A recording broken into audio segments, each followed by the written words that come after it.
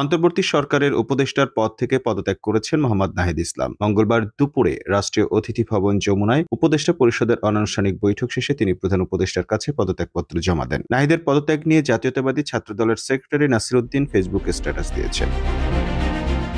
তিনি নাহিদের উদ্দেশ্যে লেখেন, জনাব নাহিদ ইসলাম সরকার থেকে পদত্যাগ করে নতুন দলের দায়িত্ব গ্রহণ করবেন। নতুন পথ চলায় তাকে অভিনন্দন জানাচ্ছি। আশা করি তার নেতৃত্বে যে রাজনৈতিক দল গঠিত হবে তারা দেশের স্বাধীনতা, সার্বভৌমত্বের প্রশ্নে আপোষহীন এবং গণতান্ত্রিক মূল্যবোধের উপর অটল থাকবে। নাসির উদ্দিন লেখেন, নতুন রাজনৈতিক দলের প্রতি আমাদের আহ্বান থাকবে তারা যাতে ভবিষ্যতে ফ্যাসিবাদী রাজনৈতিক চেতনা, স্বাধীনতা ও মুক্তিযুদ্ধ বিরোধী গোষ্ঠীগুলোর অপতৎপরতা এবং গোপন তৎপরতার রাজনীতির বিরুদ্ধে সোচ্চার থাকে।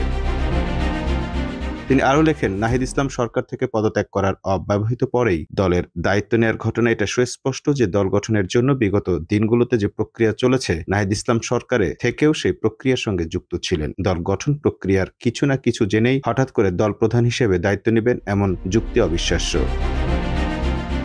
ছাত্রদলের সেক্রেটারি বলেন, নাহিদ ইসলাম পদত্যাগ করলেও সরকার নিরপেক্ষ থাকবে না। আসিফ মাহমুদ এবং মাহফুজ আলম ডিফ্যাক্টো নতুন দলের নেতা। নির্বাচনে অংশগ্রহণ করলে তারা নতুন দলের হয়েই করবেন। বাস্তবতাকে উপেক্ষা করার সুযোগ নেই। জনগণের চোখে ধুলো দেওয়া অসম্ভব। সরকারকে নিরপেক্ষ করতে হলে সকল ছাত্র প্রতিনিধিকে সরকার থেকে পদত্যাগ করতে হবে। সরকারের সঙ্গে বিশেষ সখ্যতা পরিহার করতে হবে।